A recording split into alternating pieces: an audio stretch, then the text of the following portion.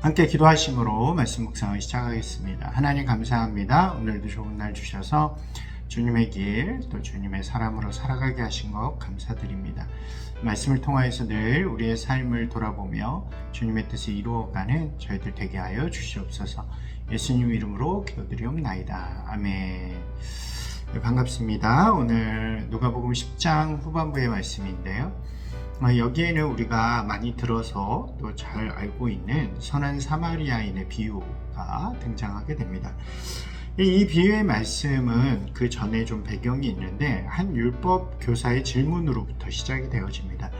그 율법 교사는 예수님을 시험하기 위해서, 이게 자신의 지식을 자랑하기 위해서 예수님에게 이런 질문을 하죠. 어떻게 하면 영생을 얻을 수 있겠습니까? 라는 질문이었습니다. 이 질문을 통해서 자기가 더 이렇게 자신의 높음을 보여줄 수 있는 계기로 삼고 싶었던 것 같아요.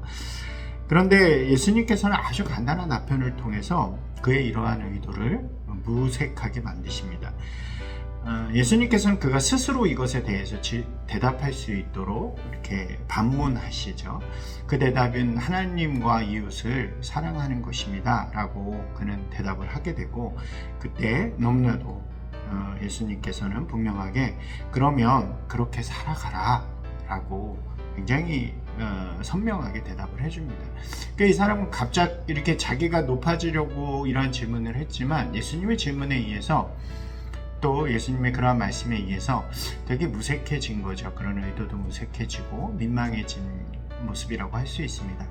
그래서 그는 거기서 끝내지 않고 그러면 누가 우리의 이웃입니까? 누가 나의 이웃입니까? 라는 질문을 하게 됩니다. 이건 역시 성경에는 스스로를 옳게 보이려고 한다 라고 표현하는데, 이게 무슨 얘기냐면 예수님께서 누구까지, 예를 들면 그들이 가장 그 당시에 무시하고 배척했던 사마리아인까지 우리의 이웃이다 라고 하면 내가 그 정도까지는 이웃으로 여기고 하고 있습니다, 뭐 이런 대답을 통해서 자신의 의를 드러내고자 그런 질문을 하게 되었다 라고 볼 수 있는 거죠.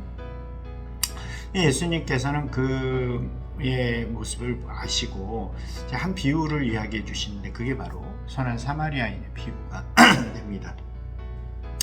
이 비유는 우리가 많이 알고 있죠. 어떤 사람이 예루살렘에서 여리고로 가는 길에 강도를 만나게 되고, 그리고 다 털리고 그리고 많은 상처를 입고 길가에 버려지게 됩니다. 그때 이제 그곳에 지나가는 사람들이 있었는데, 첫 번째 사람은 제사장이었고 두 번째 사람은 레위인이었습니다. 이들은 당시에 가장 덕망 있고 존경받는 종교인들이라고 할 수 있겠죠. 영향력을 가진 사람들이었습니다. 그런데 그들은 각각의 이유를 들어서, 아마도 이 제사장의 신분, 레위인의 신분 뭐 이런 거일 수도 있고, 또 혹은 그 강토당한 사람이 어떤 신분인지 몰랐기 때문일 수도 있고요. 그를 그대로 내버려 두고 떠나게 됩니다. 중요한 것은 어떤 이유가 중요한 것이 아니라 대제사장과 레위인이 그 일을 하지 않았다는 거죠. 그리고 그 사람들이 지나간 후에 한 사람이 그것을 지나가게 되는데, 그것은 바로 사마리아인이었습니다.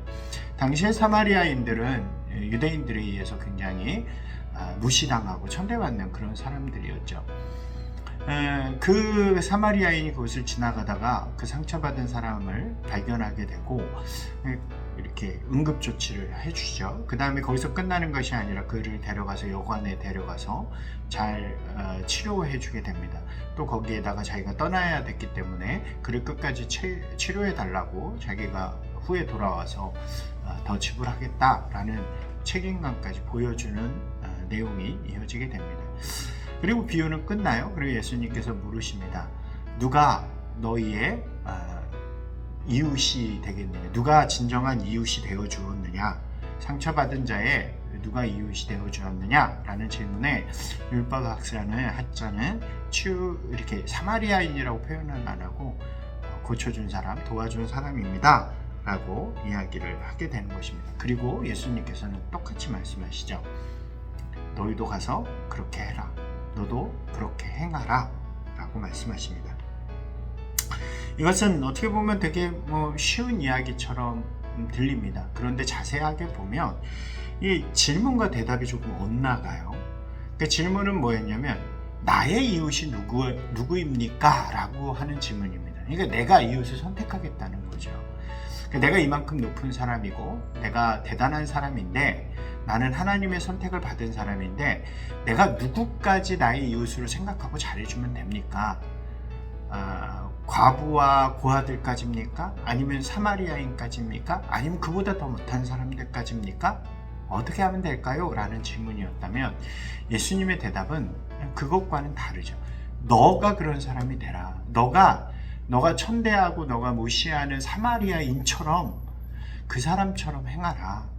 그러니까 하나님의 말씀을 너가 행하는, 너가 누구를 선택하는 것이 아니라 너에게 그런 자격이 있는 것이 아니라 너는 그것을 따르는, 하나님의 말씀을 따르는 사람일 뿐이다 라는 것을 분명하게 이야기해 주는 것입니다.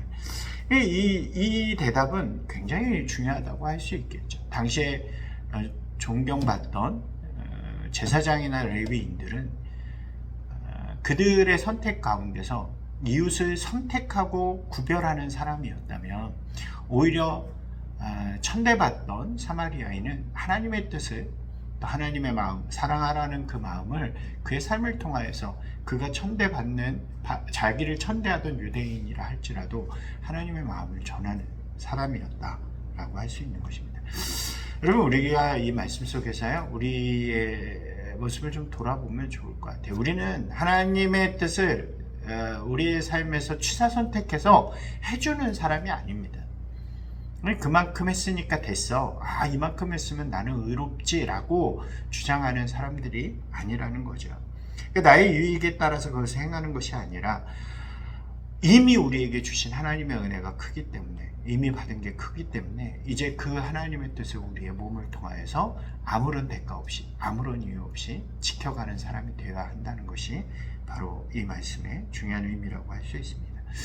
사랑하는 여러분, 오늘 우리의 삶에 하나님의 뜻을 심는 분들이 되시기 바랍니다. 내가 대단하다, 나의 의를 드러내는 그런 것이 아니라 우리를 구원하시고 우리를 의롭게 하신 주님의 은혜에 감사하면서 오늘 감사함으로 주님의 뜻을 우리의 삶에 어떤 대가도 없이 심어갈 수 있는 저와 여러분이 되기를 주님의 이름으로 축원합니다.